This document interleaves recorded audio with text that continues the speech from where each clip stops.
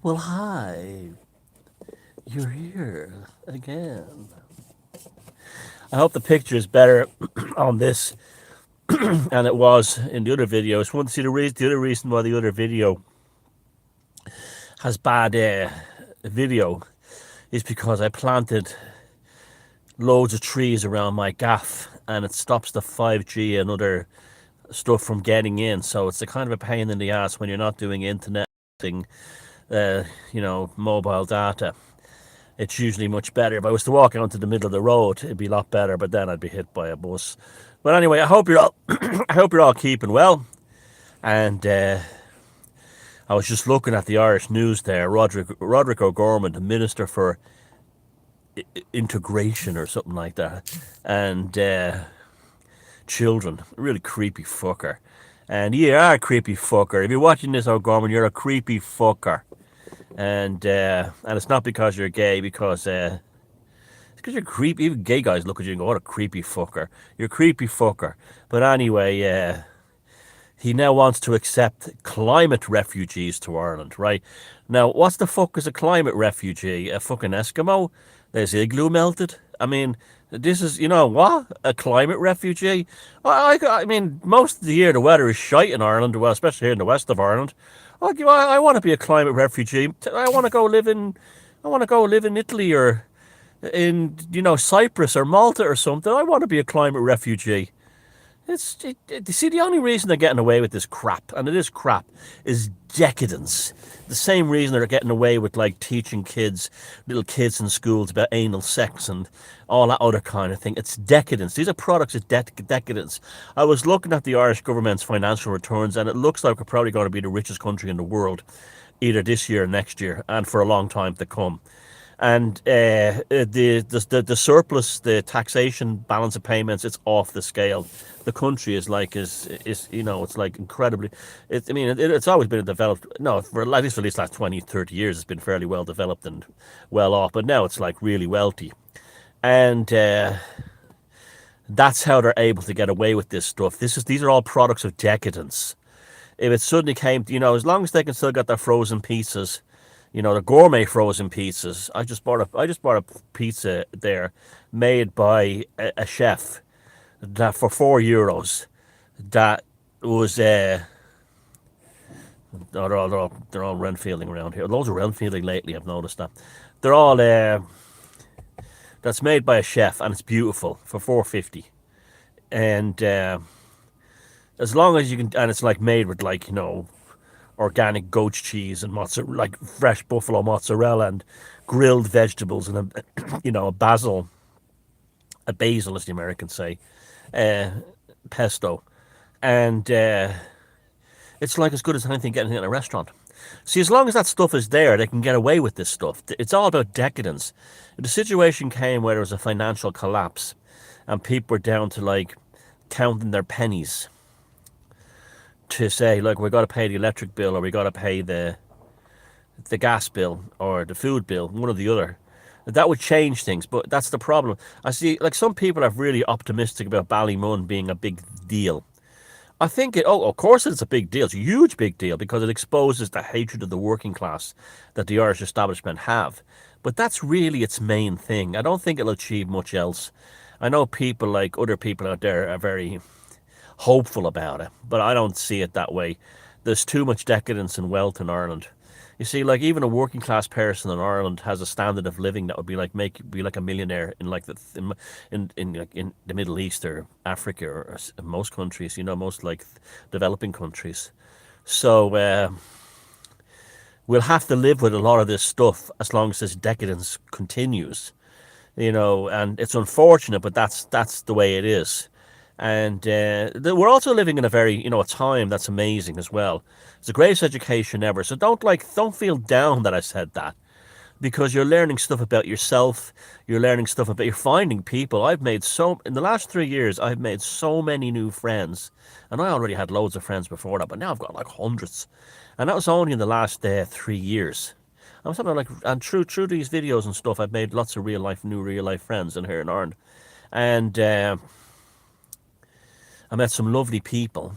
And I know the tribe is out, the tribe and the tribes. There's not, I don't know, other people have tribes out there as well, and they're in tribes. And it's just, it's just a beautiful thing. So as long as we have that in each other, we're doing all right, and we do have the mechanism, the foundation to build a better world. You see, free of bureaucracy. See, bureaucracy depends exclusively on decadence in order to get away with what it gets away with, or totalitarianism, communism, and stuff like that. And so, here we are.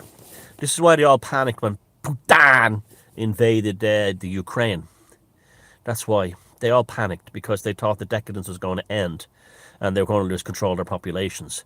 So, those of you who see that like Ballymun is a and I think those people in Ballymun are being just. Look, I'm from Ballymun. People from Ballymun have a sense about them that only coming from some Ballymun or a place like Ballymun. And I know there's Ballymun type places in towns all over in cities and towns all over the country, but you're aware of your status in a way that a black person in America. Say, I had a friend, a very good one of my, actually was my best friend for years, Rob Johnson in New York, and he was black. He was a like chocolate brother, a real black guy, and he used to tell me things, and he made me really aware of. He said, he says, Thomas, there's two kinds of racism. There's overt racism, and there's kind of a passive racism, and he says overt racism. Might be, the KKK or someone calling you the N-word or something. And he goes, that's extremely rare. He goes, I don't think that's ever happened to me. Like, not in a malicious way. But he said, then there's a kind of passive racism. And he goes, I can always tell. He goes, he said, when he first met me, he said, a mutual friend called Marco, a Belgian guy, introduced me. And he goes, Marco said, this is my friend Thomas from Ireland. And I walked over and said, hey, it's nice to meet you. Shook his hand. He said, I knew that there wasn't a racist bone in your body by how you just treated me like a regular guy. I said, yeah, well, you're just a regular American to me. And he goes, but there's certain people that even if they're not overtly racist, if they don't know I'm black, there'll be a slight pause, a slight sort of a nuanced reaction where they'll hesitate for a second. Oh, you're black. And oh, he's a black man in his head. They're saying that. And on all these lefties who are all like slagging off people in Ballymun, I can guarantee you every single one of them is that passive racist that my friend Robert told me about. I bet every last one of them are like that. Because they're obsessed with skin color. Now, there's a video I saw posted yesterday, and I don't know who, a group made it, and it showed like the crowds in Ballymun, and this black man, this very, very black man, walking over to this white older Irish lady, and she putting her arms around them, and the two of them kissing and hugging each other at the protest, and that they're trying to make out it's about race, and it's not about race. It's like, who are these people, and how these? You see, that black man came to Ireland, or maybe but he came here illegally and applied for a status through the normal means, with using his passport and his documents. And that's the issue. But the left in here in Ireland don't want to hear that. Open gates, no matter who they are, no matter what. If it's like Pope Innocent II when what's his name, de Montfort sent him a letter saying, we don't in the Cathar country, we don't know if we're killing Cathars, Jews, Muslims, or Christians, or our own people. And Pope Innocent wrote back, kill them all. God will know his own. And that's exactly the model that these lefties are working by. You're all racist, even the black people. You all hate black people, even the black people in Ballymun. And you hear, when you see the video where they're going, get them out, you hear lots of Polish accents in that crowd. There's lots of Polish and Eastern Europeans. Poles and Eastern Europeans and Irish people are like that. You will never drive a wedge between Polish people, Irish people, ever. Around, many. We want to talk about two races bonded. My God, that's two races that are deeply bonded. Especially, and Irish and Polish people absolutely love Ireland, and they're very patriotic toward. Even though they're patriotic Poles, they love Ireland and want to be part of the Irish story, and they send their kids to Irish dancing lessons and all that kind of thing. and they even give them Irish names. I saw a kid in one of the schools there, and her name was Sorsha Yagkowski or something like that. It was really, really cute, actually. No, it was even worse. That was like Walakalaskio, so Galaski or something like that. But that's how they assimilate. So you could hear them, yeah, damn off. You could clearly hear Polish accents in the crowd. But yet the Irish left are trying to make out it's all Irish, white, working class. Now back to that thing my friend Robert was saying. He said that like I heard that also off Cleet Curtis Lewa, who was the member of the who was the founder of the what's those guys called, the Guardian Angels. The guys who used to be in the subways in New York protecting people. They're still going.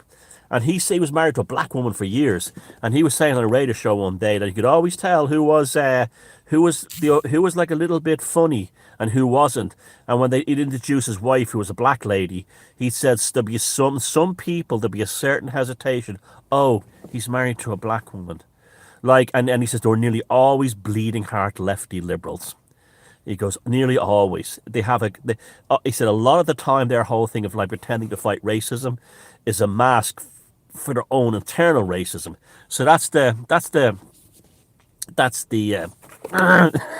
it's like that scene in Caddyshack, you know. Do you remember when he goes to see I think it's Danny goes to see Justice Smales, and there's a lamp or something in the way, and they're guarding, and he goes, "Yeah!" And he does that. It's like that's one of the best movies ever made, Caddyshack. But there's a subtle, and that shows that as well. They're all liberal Anglicans in California in a posh club, and the vicar comes in, the archbishop comes in, and he goes, "Did I tell you the joke about the coloured boy, the Catholic, and the Jew?" And he goes, "Oh yeah, it's great." You know, they're laughing, and later on, it's fucking hilarious. You have to see Caddyshack. You will laugh every second of that movie. But Ted Knight as Justice Smales should have got the Oscar, but they never give Oscars to comedy films. And Rodney Dangerfield was magnificent in that film. But yeah, so there's a subtle bigotry there you always sense. Well, that working class people from places like Ballymun and Ballymun type neighbourhoods around in other cities and towns in Ireland are aware of a similar kind of bigotry that's subtly expressed underhandedly. So when people will say to me, "Where did you grow up?" I says, "I grew up in the Ballymun Flats." They go, the ones who are not racist go, "Wow, that's really, I wouldn't have thought that." They're not in that way. The other ones will go, I don't believe you grew up in the Ballymun Flats. Why not? Well, you're too intelligent. You learn, I'm telling you, you learn a kind of social intelligence. And then you get to prove, where did you grow up, Ballymun Flats? And it goes, I've never met anyone from Ballymun. What was that like? It must be some trip growing up there. And I say, yeah, yeah. And but when you say to certain ones, you go, are you from Ballymun Flats? And I go, yeah. From the actual flats? And I go, yeah, from Shangan Avenue, yeah. No, you're not. Why? Oh, you're too well spoken, and you're too much of a gentleman, and you're articulate, and you know, you don't have a single eyebrow, or your fingernails are longer than they are wider. It's like, yeah, bigotry. You know, they don't say that, but you know they're thinking that, you know. So and in every one of those lefties who are attacking people in Ballymun, and my God, I've seen the hatred of working class people in Ireland come right to the fore in the last few days. Despicable, absolute. If it was any other race or anything, utterly despicable. I believe that there was a group in Termon Feckin. It always makes me laugh in that sound, Termon Feckin. I've been to paradise, but I've never been to Meath. But Termon Feckin in County Meath, and I think it's in County Meath, and I'm not that familiar with the Midlands or the East Coast outside Dublin. And or Wicklow, parts of Wicklow, but they bottled it because some locals. That's a lot has to do with the GAA. The GAA has made people in rural Ireland, particularly rural Ireland, but also in many parts of Ireland, cowards. The GAA is the Gaelic Athletic Association, and it was originally started with very noble aims. It was started by the Gaelic Leagues. The Gaelic Leagues were founded by people like Dr. Douglas Hyde, who was the first president of Ireland, who felt that Irish people were losing their Irishness and becoming very English, not English, but British. So they invented this thing called the Gaelic League, which was a gigantic success and a great model for like tribes and people like us going forward to try, and in other countries as well, to try and recapture their culture from Britishness, where we should have a Gaelic league today to recapture our culture from globalization. And you should have a Polish league and a Jewish league and a North of England league and a Lancashire league and a Yorkshire league and a Scottish league and so on and so on and so on and so on. But it was to amplify Irish culture, so that they were the group really responsible for the the the the interest in things like Celtic art. Celtic art, like that you see everywhere now. Jim Fitzpatrick's Tin Lizzy album covers wouldn't have happened if it wasn't for the Gaelic League, 90 years previous, reviving art. And they used to have competitions and everything like that for like arts and design and things like Irish crafts, which had like fallen, which had been forgotten, like glass blowing, were revived, and that's why you had like Ireland became the centre of like glass and crystal cutting, like Waterford crystal and all that stuff. It's pottery, Belique. They brought back ancient Irish crafts that we were silversmiths and things like that, and that was all revived by the Gaelic League. But one of the things they did was Irish people were starting to play Gaelic rugby English, which we still do, and soccer English. And they said, well, let's make our own versions of these games. There was a game called Gaelic football, which is kind of like a cross between soccer and rugby. It's actually rubbish. It's a horrible game. I don't care what anyone says. It's a horrible game. It doesn't work. Soccer and rugby are both miles better to watch and everything. But it became culturally entrenched. And there was another game called hurling, which is like field hockey meets rollerball, but hurling's a fantastic game. There's if you go to a hurling match, the problem with hurling is it doesn't really work on TV because the ball is not the schlitter. The ball's only about that size, so it's a bit tricky on TV.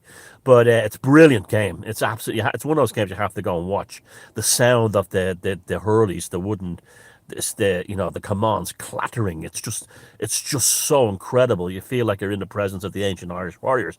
And I love hurling, but unfortunately Gaelic football, because it requires fuck all skill, became the most popular of the two sports, where hurling requires incredible skill.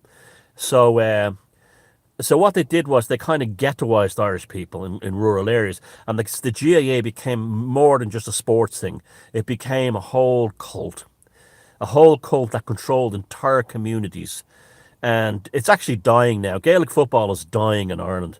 I was looking at there was a thing at the end of year sports attendances, and League of Ireland Soccer, which has usually always struggled, is now actually, in the next few years, is going to overtake Gaelic football as the most popular spectator support. They used to be a thing, and it's a real, the GAA has that real Irish bandwagon thing, glory hunter thing, where nobody has any interest in the county games until it reaches the semi-finals of the provincial semi-finals, and then they all show up. I'm a proud Mayo man, or a proud Sligo man, or a proud Dublin man, this kind of thing, and then they forget about it when the league starts again. Where you see, like in League of Ireland Soccer, the crowds are generally the same all year round. It's not about glory hunting to the same degree, although that's a thing that the Irish have inside them anyway. But and basically, if you go to West Dublin, like soccer's thriving, and all the youth teams are all full of all kids who are all immigrants, and it's great, it's brilliant to see. But they're not going to play GAA. The GAA will stick on the cover of their magazine an odd black girl with a hurley in her hand, and to try and make out that they're all open and diverse and stuff. And I'm not saying they aren't, but I think the GAA damaged themselves badly by allowing their main stadium to be used for an Islamic festival every year. They've damaged their image badly, particularly in urban areas. And that soil is sacred. Have you ever seen the movie Michael Collins? That's where the British Army killed all those people in that stadium. And here you have like Eid being celebrated there. It's disgusting. It's absolutely revolting. But the GAA deserved to die for that. I think natural law kicked in when that happened, and they have been dying ever since. Their attendance has all been dropping drastically. Their participation in the sport is dropping, and loads of the kids in the sport are dying because they made it mandatory needlecraft in even school games. So it's a horror show on all around, and I think that's natural law because of the Eid thing. I really do. You know my feelings on things, right? I have no, it's not, it's for me, it will never be about skin color, nationality, or culture. It's exclusively about religion. As a pagan, I'm terrified of both radical Christianity and radical Islam. I'm terrified of both of them. And that's why even though your man Enoch Burke, I don't blame him for standing up for what he did. I'm tremendously uncomfortable when I see him and his supporters do the whole Westboro Baptist Church kind of carry on. I have a great fear of the Abrahamic, particularly the Christian because of crusade, and the Islamic, their brothers because and sisters because of jihad. Same thing. Crusade jihad, same thing. Onward Christian soldiers, sort of Islam, same thing. And convert or die, or convert or have your life crap. But and that's so it'll always be about religion with me. Always be about religion with me. But and and nothing else. Now, so anyway, the GAA cursed themselves with they hexed themselves with the whole Eve thing in Croke Park, and good fuck to them, good riddance. And maybe we'll have like something in the future, like the Irish Hurling Association, where they can just concentrate on a proper sport like hurling. And the irony is, for all their things of trying to make them anti-English, it was during the Irish soccer team's years of success between the '88 Euro finals and the 1994 World Cup, where Ireland was the most patriotic it ever was. It was the soccer team that made Ireland super patriotic, big time, and that really changed the whole culture and nature of gave a lot of confidence to the nation. And the manager of the team was an Englishman, Jack Charlton, a great man. But it's Irish people are not bigoted, and we don't need to be trained or reformed. We're not. It's not in our nature. We're not like that. We don't need to be reformed. We don't need to be modified or reframed. And these lefties, that's all they want. These socialists, that's all they want to do. They see the working class in Ireland as pets, as animals, servants. And if we get unruly, they want to hurt us. And some of the stuff that I've seen has been disgusting. If it was aimed at another race, it'd be like out and out bigotry. But because they're Irish working class people, that's okay. It doesn't matter if they're black, white, Slavic, or any other of origin. They're treated all the same shit. And but like Ballymun has sent a ripple out there. It sent a message. But will it achieve anything? I don't think so. I'm not being negative, and I'm not putting down the people in Ballymun in terms of what changing things drastically. I don't think so, because we have, and I think that the thing that indicated that to me was the way they folded like a cheap camera in Term and Feckin. The GAA will destroy any kind of cohesive national movement, because it's all about parochial mindedness in that organization. I think most people who are actually GAA followers don't even know they're Irish. Their allegiance forces to their local parish, and then to their county, and after that, Ireland is almost going to get esoteric. See, ironically, the GAA has killed Irish identity, killed it on particularly that Gaelic football, because it's taken the focus off us as a nation of people and put it on like parochial parishes and counties and stuff like that. Ironically, the counties were all designed by the English, which is like that. When I'm Lord Chancellor of Ireland, Lord Protector of Ireland, I will abolish the counties and replace them with the provinces, the old kingdoms, and with actual political power. And the counties will just be cultural things that they can continue for sports and things like that. But otherwise, I would make all the counties like Connemara. They'll have a name, but they won't have a boundary. That bring back the four old kingdoms as province, run in a federal Ireland, as like similar to cantons in Switzerland. But hey, that's just me blowing smoke out of my arse. So I hate fuck. I despise. It just made me realize how much I would fucking despise politics. See, when I comment on these things, it's nothing to do with politics. I hate politics. It's to do with it's a cultural and a psychocultural observation, and I see the madness of it. Like when I heard climate refugees, the first thing I thought of was Eskimos and their igloos melting. But no, it's not that. Apparently, it's going to be like half of Africa, and just in time for a massive civil war outbreak to happen in Ethiopia, and I have to, can you explain to me when in 1985 the Ethiopians are supposed to be getting wiped off the face of the earth, why there's nearly twice as many of them now than and they were all supposed to be vanishing. And during the so-called famine, their population was expanding. Can I explain that one to me? I'm not saying that people weren't starving; they didn't save for help. Of course they did. But a lot of stuff is to do with tribal conflicts and interethnic wars and this kind of thing. And why are we getting involved in that? I mean, I often wonder about that. But this climate refugee thing, uh, you know the way you have the absolutely gorgeous Brian Cox, gorgeous Brian Cox, right? Oops, come back to me. Here we go. You have the absolutely creepy Roderick O'Gorman.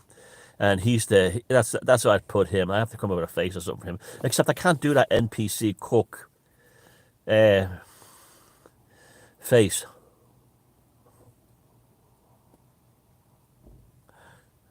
I can't do it. I can't do it. I can't do it. But yeah. So that that's just in time for a new civil war in Ethiopia. We now have climate refugees. So that means that like half of Ethiopia is coming over to Europe now, and it's all about destroying our nations because these lefties hate it. Those Irish lefties that are like in these groups, they have more anti-Irish hatred in them than you'd ever get in anyone the National Front in England back in the 70s during the height of the IRA bombing campaign. As bad as that was for Irish people then, the hatred that the worst of those National Front or BNP types would have had for the Irish would be nothing compared to the Irish living here who are lefties. Groups like People Before Profit and all the Socialist Workers' Party, Sinn Féin, Fine Gael, Fianna Fáil, all the left-wing progressive parties, Greens especially, they have a hatred for Ireland and the Irish people that would be on par with the National Socialist hatred for the Jews. See, that's why they're reframing us and changing us, because they can't stick us in concentration camps and kill us or torture us or put, I mean, they showed their true colours. The Vax Pass and was the yellow star. That was it. That was the Irish establishment putting the yellow star on the Irish people and going to the globalists. Didn't we do good? Didn't we do good? To putting them, getting them, making. That's what that was about. That was about. Nothing else. You could not even begin to imagine how those ones waving rainbow flags that are protesting against the Ballymun people, you could not even begin to imagine how much they hate Ireland and hate Irish people to the core of their guts. And conversely, you could not imagine how much Ballymun people, whether they're of African background or they're black or white or Asian, whatever, how much they love Ireland. Now there's a feckin' irony for you. There is a feckin' irony for you. And that's part of the reason they hate them, because those people love being Irish. And they, just like working class people in England love being English. Working class people in Scotland love being Scottish. People in America love being Americans. And speaking of America, something funny happened today. All the flights have been cancelled in America. I can't imagine what a catastrophe that is for the economy. Unless, if it's not deliberate and done, apparently there's a software glitch in the airports.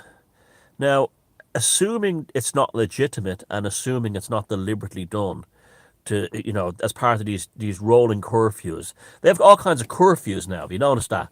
Not just, they have the Rona curfew, but like if you go to somewhere like UK, half the roads are closed down and you can't go through direct routes anymore. They pretend there's roadworks on them and they put the signs up, but they don't do any roadworks. It's a curfew to stop you from travelling. Just like the curfew that I'm amazed that people in Cambridge or Oxford haven't gone down to city chambers and burnt it down to the ground. But that's a curfew. And, and so this could be a curfew. Assuming it's not a curfew, you do wonder if it's a Russian cyber thing. Or if it's like loads of pilots and air traffic crews who are all mandatory needle crafted are either dead or dying and can't show up for work. It does make you wonder. We live in amazing times where we're getting the greatest education ever. We're getting some unbelievable education here, and unfortunately, we're not on a learning time. People like us in the tribes are in learning times. We're learning. Greatest education ever. Whatever was in us, and I do believe the reason why we saw through the scamdemic was because we all have strong spiritual nature to us. I'm absolutely convinced that even whether we're Christians, pagans, Jews, Muslims, New Agers, whatever, or just basic people that come and say, well, I'm just basically spirit. I do believe there's something. I think that was what made us see through the scamdemic. That's what made us see. I've been watching this Jerry McKowski, I think his name is. He's an American psychiatrist who's pulled out a scene, and he absolutely is convinced that schizophrenic people are actually possessed by these non-human entities, and makes a very good case for it. And one of the things that these non-human entities hate is humans having any kind of interest in any kind of spiritual development. And that's just like, well, haven't we dealt with that from Richard Dawkins up to the absolutely gorgeous Brian Cox, absolutely fucking gorgeous, you know. And it just convinces me that there's non-human forces that have taken over the leadership of this world, but also lots of the people as well. And I'm not saying it for a bigoted reason, I should put them down or something like that. But here we are. Here we are. And yeah, I think we had we have a strong spiritual nature to us. You know, I mean, I saw a thing by Aisling O'Loughlin yesterday, and she mentioned passages from the Bible, and I have no problem with that at all. I mean, John Waters is one of the most holy Christian men I've ever met. And he's like, sometimes when I'm talking to him, I feel like I'm talking to like Thomas Aquinas or Saint Bernard or something. But he has this nature about him, you know, and he's a Christian, and it's the same. I see it all. I see even people like Christian Morris. He's like, you think like but you can see that in his words, the way he says things, even though he's like a gay guy into leather and stuff like that. And you know he's a pagan like myself, but you still feel it. I can't express it in any other way than there's a strong spiritual dimension there. You know, like we could argue with each other, but we'd never fall out with each other. You know, we'd never turn on each other because the spiritual element is so strong and sincere. Even though we're of different paths, it doesn't matter.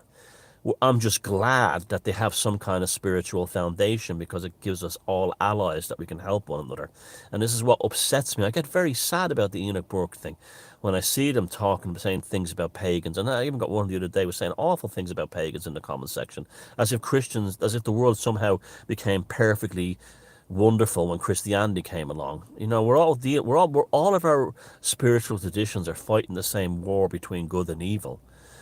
It's just that we were finding the cultural or the social or the theological or the intrinsic one that feels right to us. And that's all that's going on. So, I mean, like, people said to me, like, someone said to me, I said to someone yesterday, did you see Aisling O'Loughlin's latest video? And he goes, yeah, it's great. Shit, but how do you feel about quoting Bible verses? I go, wonderful, wonderful. And it says, if she quoted from the Quran, it'd be the same thing. See you guys.